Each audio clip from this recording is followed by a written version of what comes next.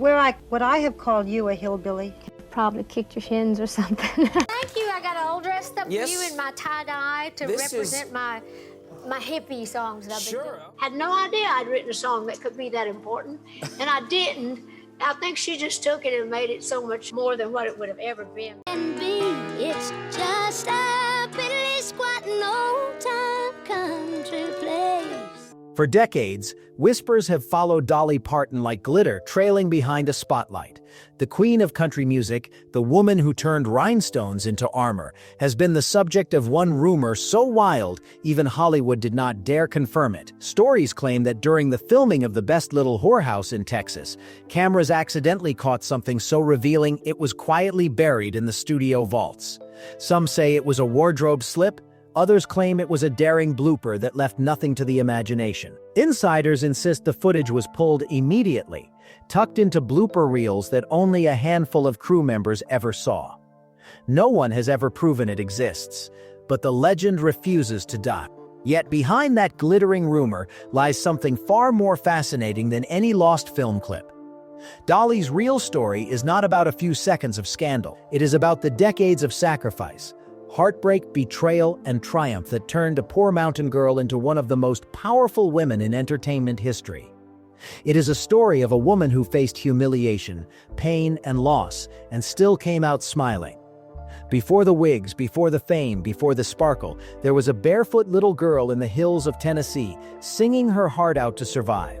As we peel back the layers of rumors, feuds, and secrets, we will discover that the truth about Dolly Parton is not hidden in any blooper reel. It is written in every scar she has ever covered with glitter, every heartbreak she has ever turned into a song, and every time she has refused to let the world define her. What really happened in Dolly Parton's life will change the way you see her forever. Long before the wigs, limousines, and standing ovations, Dolly Parton's world was a one-room cabin tucked deep in the Smoky Mountains of Tennessee. She was born in 1946 in Locust Ridge, the fourth of 12 children in a family that had nothing but faith and grit to survive. Her father, Robert Lee Parton, was an illiterate sharecropper who worked sunrise to sunset just to put food on the table. Her mother, Avi Lee, barely in her 30s and already raising a dozen children, was the glue that held the chaos together. There was no running water, no electricity, and no luxury. Only love, laughter, and the sound of music echoing through the hills. Nights were cold, beds were shared, and bath time meant a trip to the river with a bar of homemade soap. Most children would have grown bitter in those conditions. Dolly learned something else entirely: gratitude, humor, and the power of imagination. Life in those mountains came with pain, and tragedy arrived early. When Dolly was just 9 years old, her mother gave birth to a baby boy named Larry. Dolly adored him instantly and took charge of caring for him, feeding him, rocking him, and singing him lullabies at night. 4 days later, Larry died in her arms. For a little girl who already felt responsible for so much, it was a heartbreak that never left her. Even decades later, she would speak of that moment with a crack in her voice, saying she felt like a part of her own soul had died that day. It was the first lesson in grief that would shape her songwriting for life. Just a few years earlier, another moment nearly ended her story before it began. At 6 years old, Dolly was running barefoot outside when she jumped over a fence and landed on a broken mason jar. The jagged glass sliced 3 of her toes, nearly severing them. Her family could not afford a doctor, so her mother did the only thing she could. Holding Dolly down, with the help of her father and brothers, she cleaned the wound with kerosene and literally sewed her toes back on using a needle, thread, and cornmeal to stop the bleeding. It sounds like folklore, but Dolly swears it is true. To this day, she jokes that she still walks on her mother's stitches. It is a story that captures everything about her early life: pain, resourcefulness, and a kind of homemade heroism that would follow her forever. Music was the one luxury the Partons could afford. Her grandfather was a fiery preacher whose sermons terrified young Dolly with visions of sin and damnation, but the hymns sung in church gave her peace. The family's nights were filled with harmony, old folk songs, hymns, and her mother's soft voice leading a chorus of hungry children into sleep. Her Uncle Bill noticed her natural gift and gave her a tiny Martin guitar, an instrument she treated like a piece of her soul. That guitar became her escape, her secret, her hope. She dreamed that one day it would take her out of the mountains. Years later, after she left home, a fire burned through the family's loft and destroyed the guitar. Only its neck survived, a haunting symbol of how loss followed her, even as success crept closer. Dolly's most defining trait even then was not her voice. It was her defiance. In town, she became fascinated by a local woman everyone whispered about. The woman wore red lipstick, tight skirts, and high heels, and the townspeople called her trash. To Dolly, she was everything she wanted to be: bold, glamorous, unapologetic. When her grandfather scolded her for copying that woman's style, Dolly refused to change. She decided right then that she would rather be judged for being herself than praised for pretending to be someone else. That small-town rebellion became the foundation of her identity. By the time she was a teenager, Dolly was not dreaming of just getting out of poverty. She was planning it. Her songs were her ticket, her escape route, and her shield.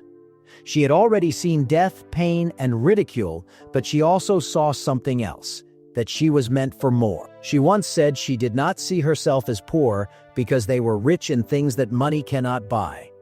That attitude, equal parts pride and stubborn optimism, would become the engine that powered everything she did. While the world would one day know her as the queen of country music, the truth is, the crown was forged right there in that cabin, under the sound of rain on a tin roof, in the heart of a little girl who refused to stay invisible. By the time Dolly Parton turned 18, her voice was already known in every small-town radio station around the Smoky Mountains. She had been writing songs since she was 7, performing at local fairs by 10, and appearing on regional TV shows before most girls her age had even thought about leaving home.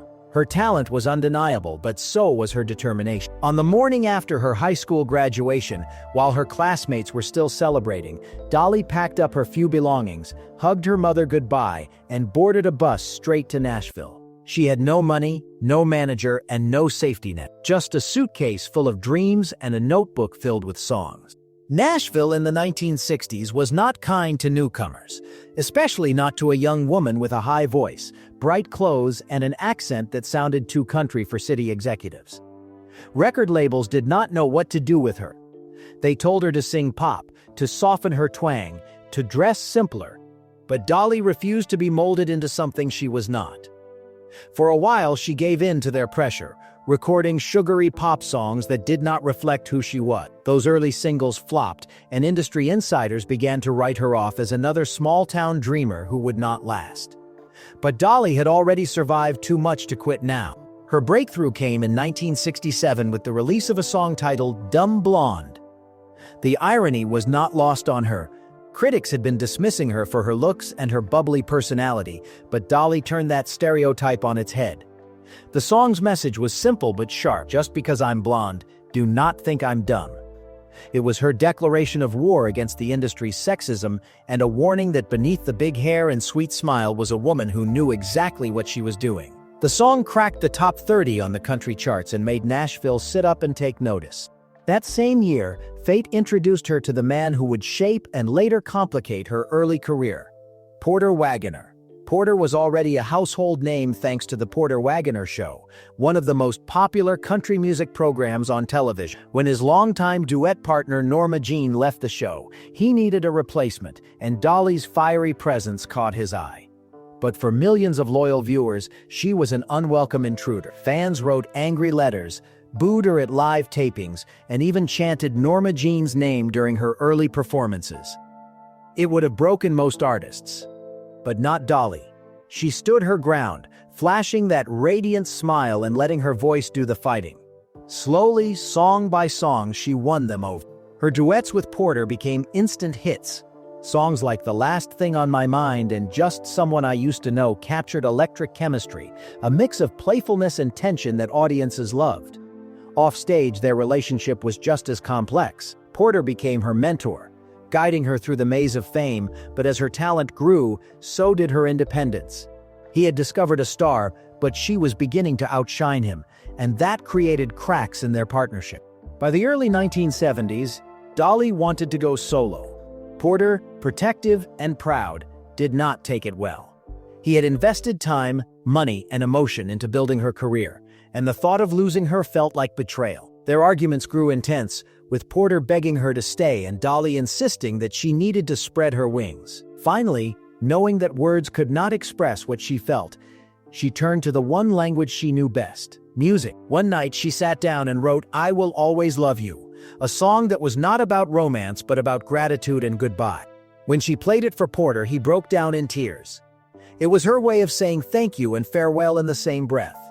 He gave her his blessing to leave, but that blessing did not last long. Shortly after, he sued her for breach of contract, dragging her into a bitter legal fight that lasted years. The public never saw the full story, only the songs and smiles. Behind the scenes, Dolly's heartbreak ran deep. Still, she stood firm. When the lawsuit finally ended, she did not gloat or hold a grudge. Years later, when Porter grew ill, she was there at his bedside, singing the song that had once separated them. That was the pattern Dolly would follow for the rest of her life, turning conflict into compassion, pain into ochre, and goodbye into gold. By the time the dust settled, she was not just a singer trying to prove herself. She was a force of nature, ready to take on the world alone. When Dolly Parton first stepped onto the Porter Wagoner show in 1967, she was nervous but determined. Porter Wagoner was already one of country music's biggest stars. Flashy suits, pompadour hair, and a larger-than-life personality that filled the stage. He had taken a chance on her, but the pressure was immense. She was not just joining his show.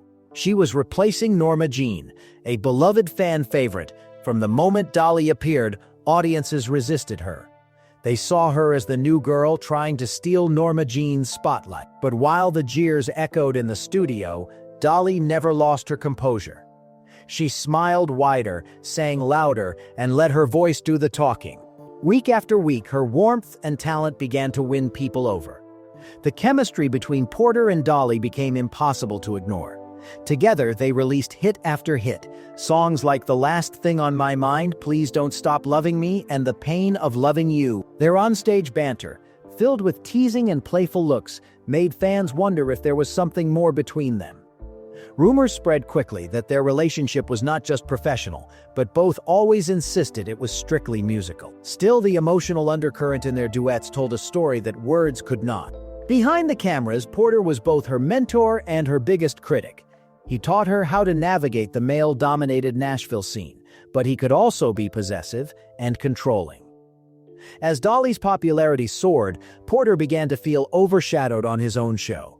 He had once been the star. Now fans tuned in to see her. Tension started to build. Porter wanted to keep Dolly under his wing, but she wanted to fly. By the early 1970s, the partnership that had made them both famous was turning into a tug-of-war.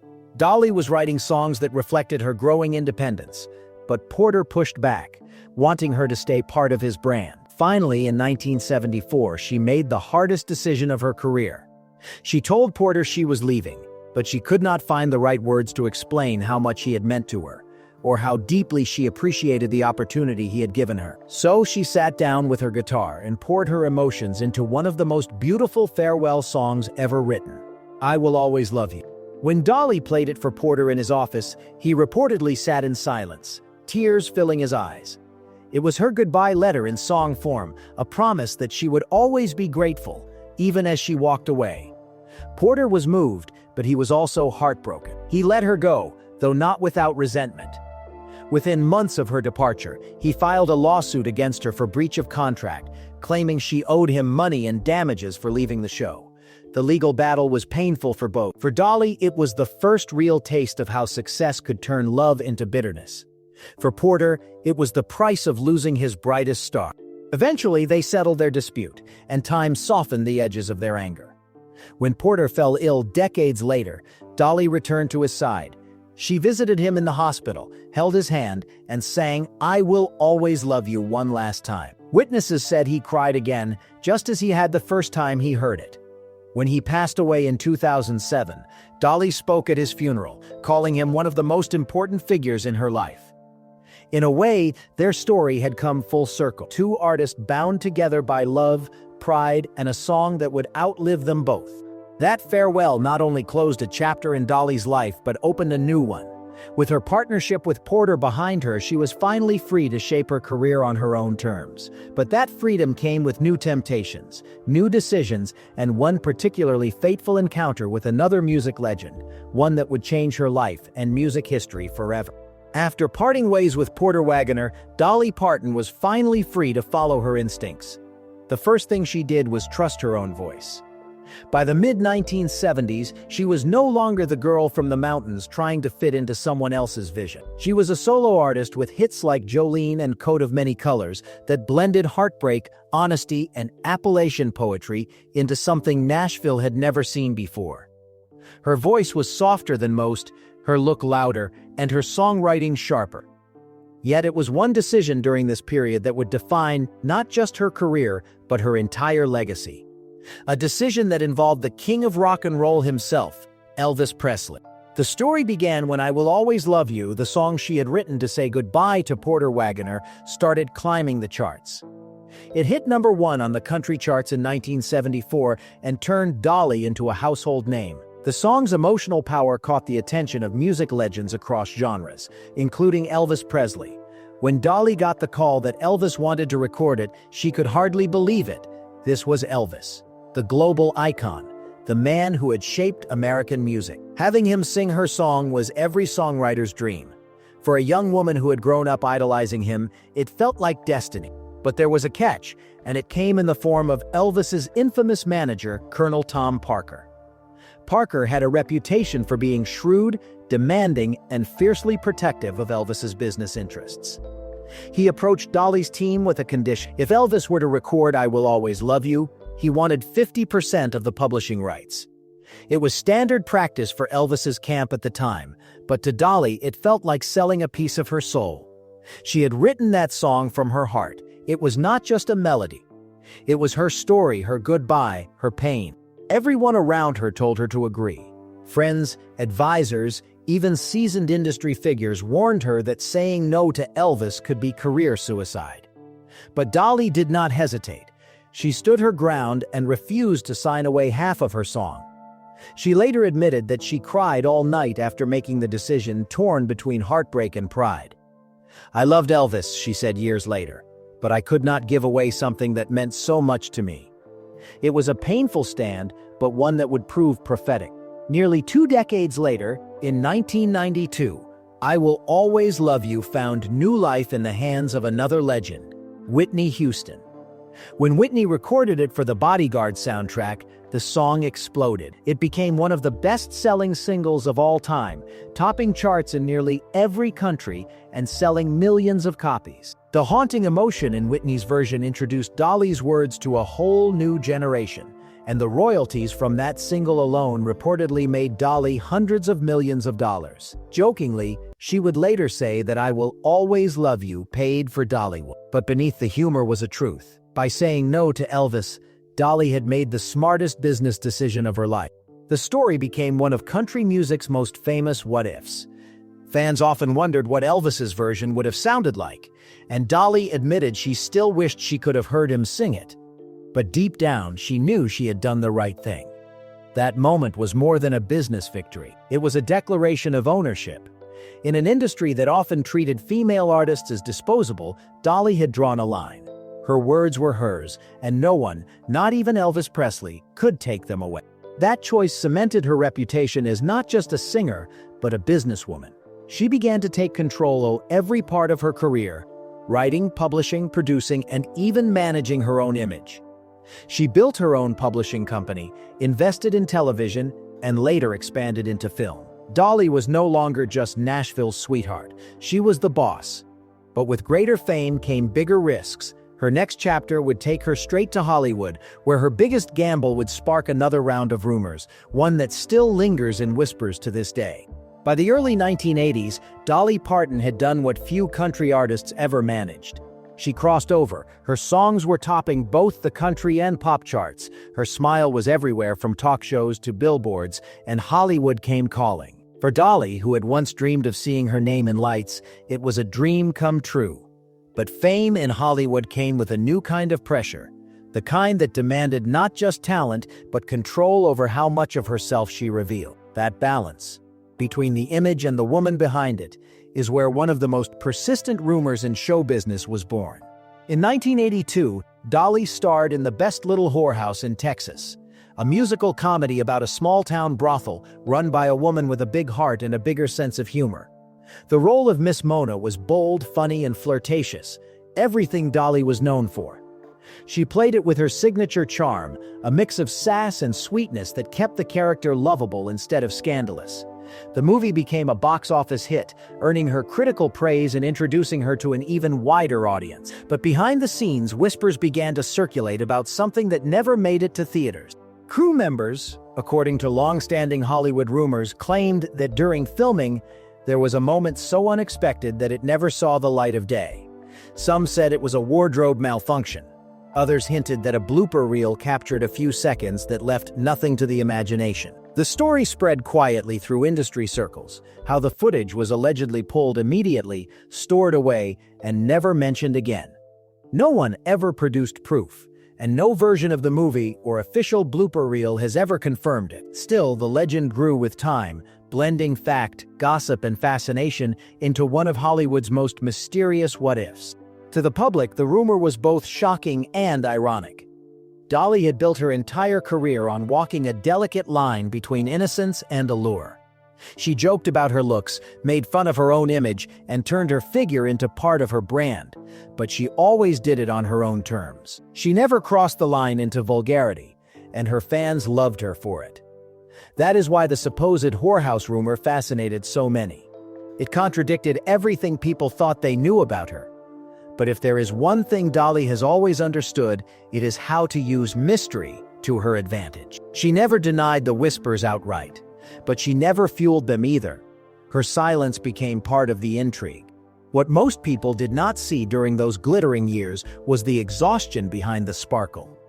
Dolly was juggling music, film, and constant touring, pushing herself far beyond her limits. She was trying to prove that a country girl from Tennessee could stand shoulder to shoulder with Hollywood's elite. She did. The Best Little Whorehouse in Texas made millions, and her duet with Burt Reynolds in 9 to 5 the year before had already turned her into a mainstream icon. But success came with a cost. Behind the lights, Dolly's body was beginning to give out. Her health was quietly deteriorating, and the woman who once sang about surviving poverty was now struggling to survive fame. Still, the rumors persisted, passed from journalist to fan, whispered in late-night talk shows, referenced in magazines with knowing winks. Dolly, as always, handled it with grace. She never needed to explain herself. Her career was proof that she did not have to. Whether or not the footage ever existed did not matter anymore. What mattered was how she transformed the gossip into glitter, how she took the whispers that might have broken another star and turned them into another piece of her legend. For Dolly Parton, Hollywood's obsession with image and scandal only made her shine brighter. She had learned long ago that sometimes the best revenge is simply outlasting the rumors. But just as she was at the peak of her power, something far more serious than gossip was about to bring her crashing to the ground. By the mid-1980s, Dolly Parton seemed unstoppable. She was everywhere, singing chart-topping hits, starring in blockbuster films, opening her own businesses, and charming every audience she met. To the outside world, she looked invincible, a symbol of confidence and sparkle who could do no wrong. But behind the sequins and smiles, Dolly was unraveling. The pressure of fame, the endless touring, and the responsibility of running an empire had pushed her far beyond her physical limits. Her health was failing, though she refused to slow down. She would later admit that she ignored every warning sign, believing she could simply push through anything.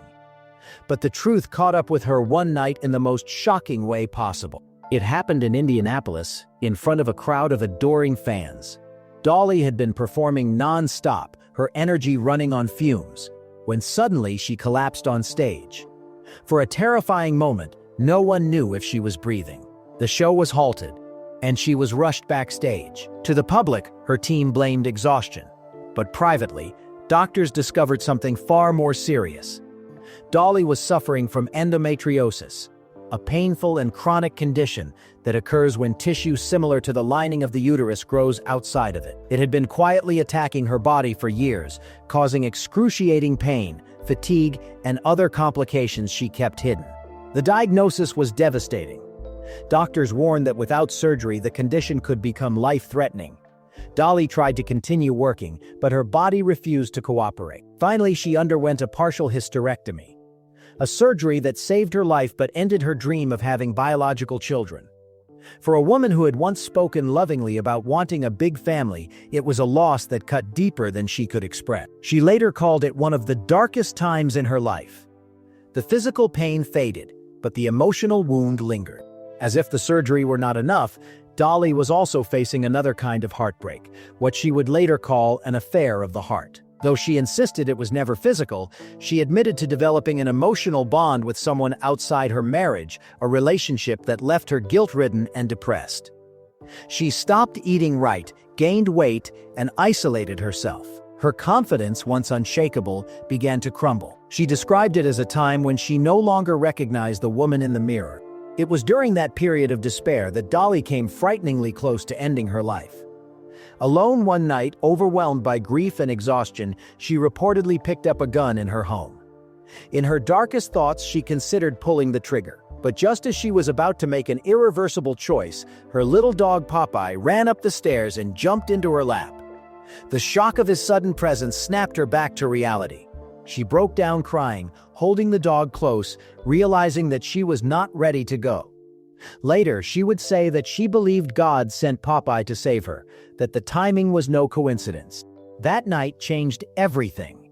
It was her breaking point and her rebirth. Dolly promised herself she would never let fame destroy her spirit again. She took a step back, focused on her health, and slowly began to rebuild her strength, both physical and emotional. She accepted that she would never have children of her own, and instead poured her love into others. She became a godmother to many of her nieces and nephews, and years later turned her pain into purpose by founding the Imagination Library, a charity that has since given hundreds of millions of free books to children around the world. Dolly often says that faith pulled her through, but so did gratitude. Every day after that near tragedy, she treated as a blessing. She learned that the same fame that almost destroyed her could also be used to uplift others. She found peace in the idea that she did not need to be a mother to one child. She could be a mother figure to millions. It was one of the most painful and transformative periods of her life. The glitter had dimmed, the lights had nearly gone out, but Dolly's resilience proved stronger than any darkness she faced. Just when the world thought she might fade away quietly, she returned with more strength, more determination, and a vision that would turn her heartbreak into a legacy. When Dolly Parton returned from the edge of collapse, she did it the only way she knew how, by creating something bigger than herself. The same pain that had nearly destroyed her became the fuel for one of her greatest reinventions. By the mid-1980s, she was not just a singer or an actress. She was a brand, a living symbol of determination wrapped in sequins. She wanted to give back to the people who had raised her, to the mountains that shaped her, and to the children who reminded her of herself. That dream took physical form in 1986, when she opened the gates to Dollywood. Nestled in Pigeon Forge, Tennessee, Dollywood was more than an amusement park. It was a love letter to her roots. Roller coasters stood beside gospel theaters, and the scent of Southern cooking filled the air. Visitors could see replicas of Dolly's childhood cabin, walk through museums honoring Appalachian culture, and hear live bluegrass on every corner. But more than anything, Dollywood gave jobs and pride to an area that had long been overlooked. It was a homecoming turned into a business empire, one that grew into a multi-million-dollar operation, employing thousands. Dolly had found a way to merge her love for entertainment with her mission to help others. But running an empire came with challenges she could never have imagined. In 2014, a woman visiting Dollywood's waltzing swinger ride fell and suffered serious injuries, later suing the park for nearly $500,000. The case was settled quietly, but it shook the park's pristine image. Just 4 years later, another lawsuit followed. This time from a mother who claimed she was violently thrown from the River Rush water coaster and left partially paralyzed. She sued for $2 million, and once again, Dollywood found itself in headlines for all the wrong reasons. Though the incidents were rare in the grand scale of the park's success, they served as a reminder that even Dolly's world of joy was not untouchable. Still, through controversy and scrutiny, Dollywood continued to thrive. Fans did not see the lawsuits as failures. They saw them as proof that Dolly was human, that even her empire faced trials. In true Dolly fashion, she responded not with excuses, but with expansion, adding more attractions, hotels, and events that celebrated the culture she loved. For her, Dollywood was not about profit, it was about people. She once said that if she ever lost everything, she would still consider herself rich because of what the park gave to her community. Yet while she built an empire on kindness and nostalgia, her own family life was far more complicated. In 2001, Dolly and several of her siblings filed a conservatorship petition against their aging mother, Avi Lee Parton. They claimed it was to protect her finances, but the move divided the family. Avi Lee, fiercely independent even in her late 70s, resisted the idea of anyone controlling her affairs. The court battle was painful and deeply personal. For a family that had survived poverty and hardship together, it was heartbreaking to see them splinter over money and control. Dolly, who had always spoken of her mother as her rock, found herself in the middle of a situation that no amount of fame or fortune could fix. When Avi Lee passed away in 2003 at the age of 80, the legal battle ended, but the emotional scars remained. The loss of her mother was devastating.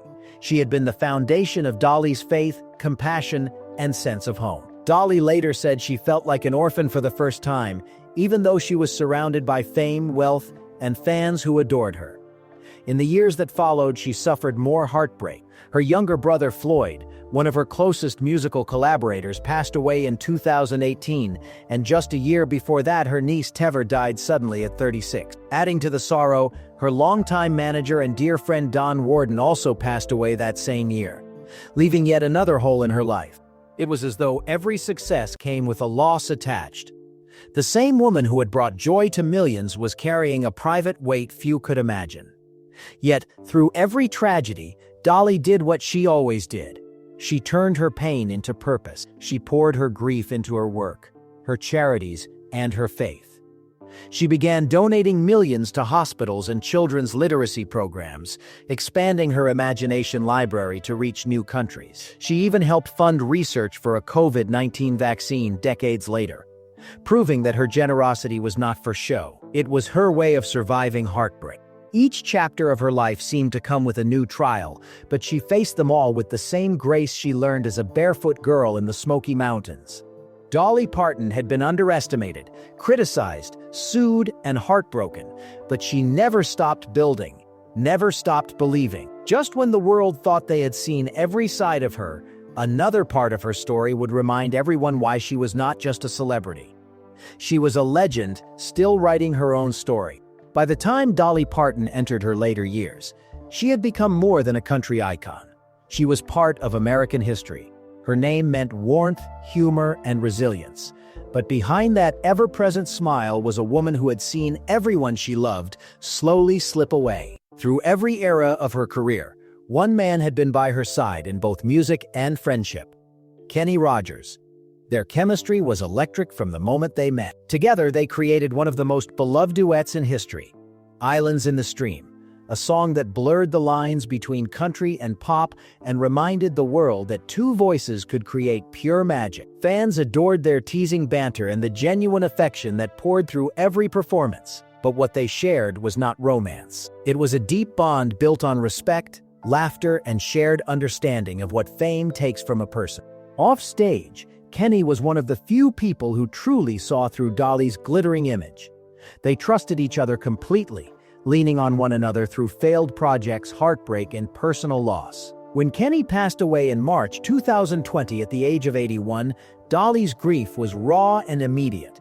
She filmed a message within hours of hearing the news, her eyes red as she held a photo of them together and whispered through tears that a piece of her heart had gone with him. The world saw a different side of Dolly that day, the vulnerable friend who had lost one of the few people who truly understood her. For fans, it was a moment that reminded them that behind the sequins was still that same tender-hearted mountain girl. As time went on, another mystery began to fascinate the public: Dolly's gloves. People noticed that she had started wearing fingerless gloves in nearly every public appearance. Some thought it was a fashion choice, others suspected vanity. But Dolly eventually revealed the truth. Beneath those gloves were small, pastel-colored tattoos, delicate butterflies, ribbons, and flowers that she had inked to cover scars from multiple surgeries. She explained that her skin was prone to keloid scarring and that rather than hide them out of shame, she turned them into something beautiful. It was classic Dolly, taking pain and turning it into art, turning scars into symbols of endurance. But even as her image remained flawless, the one thing she never flaunted was her marriage.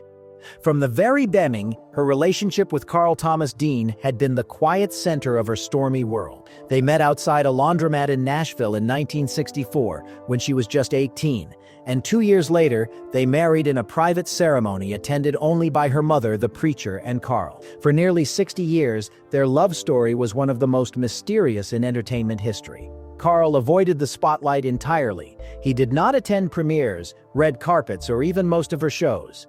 He preferred his peace in the shadows while Dolly lit up the world. She once joked that he had only seen her perform live a handful of times in their entire marriage. But it worked because they understood each other. Carl loved Dolly the person, not the performer, and she cherished that privacy more than anything. Their marriage was tested by rumors, temptations, and the chaos of fame, but it endured because it was built on laughter and loyalty. She often said their secret was simple. They gave each other space.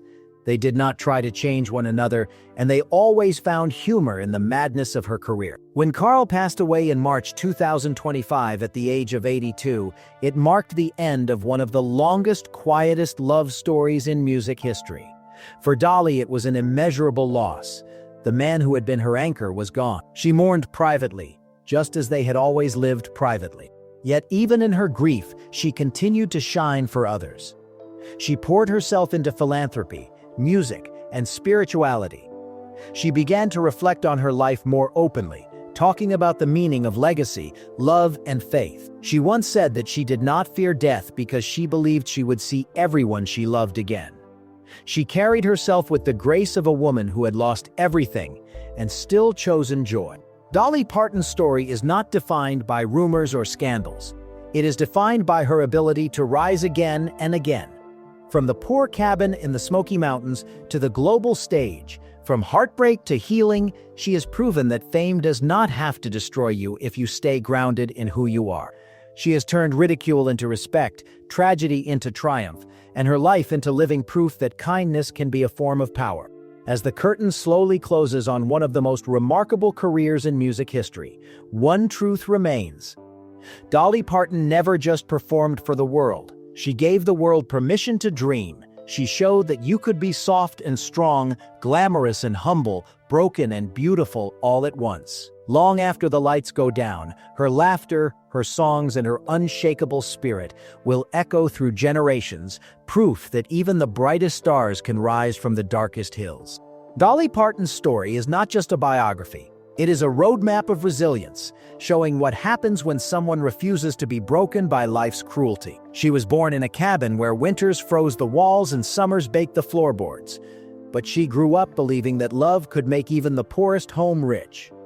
Every tragedy that might have ended her story only became another verse in her song. The loss of her brother Larry, her painful illness, the betrayals, the lawsuits, the heartbreaks, each became the melody that shaped her legend.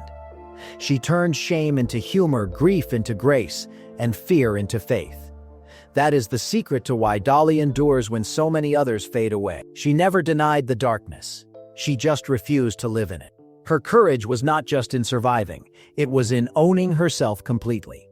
When Elvis Presley asked for half her song, she said no.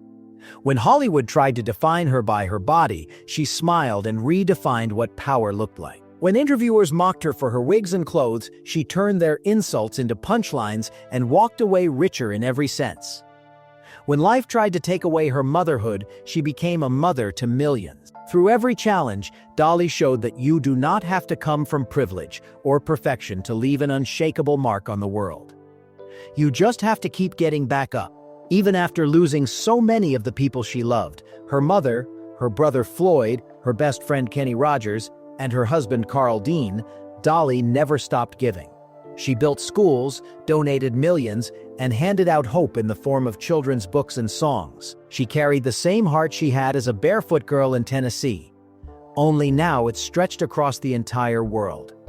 To her, fame was never the goal. It was a tool to do something bigger. to remind people that kindness still matters, that laughter can heal, and that faith does not need to be loud to be strong. Maybe that is why the world loves Dolly Parton so fiercely. Because beneath all the sparkle and spectacle lies a truth that resonates with everyone. She is proof that pain can be turned into beauty and struggle into song. Her story is a love letter to survival itself, wrapped in rhinestones and sung with a smile. So when the curtain finally falls and the lights dim, her voice will still echo through time, reminding us that even the poorest mountain girl can grow up to outshine the stars. Because no rumor, no scandal, and no heartbreak ever defined her.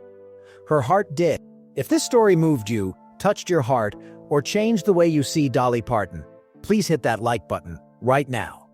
It helps us share these powerful untold stories with more people who need to hear them. And if you have not already, subscribe and turn on notifications so you never miss when we uncover the truth behind your favorite legends. Drop a comment below and tell us what surprised you most about Dolly's journey. Was it her refusal to give Elvis half her song, her near-death moment that changed everything, or the quiet love story with Carl that lasted 60 years? We read every single comment, and your thoughts inspire the stories we tell next. Stay with us as we continue uncovering the untold stories behind Hollywood's brightest stars and country legends. Because sometimes the most inspiring stories are not the ones we read in headlines. They are the ones that were never meant to be told. Thank you for watching, and we will see you in the next one.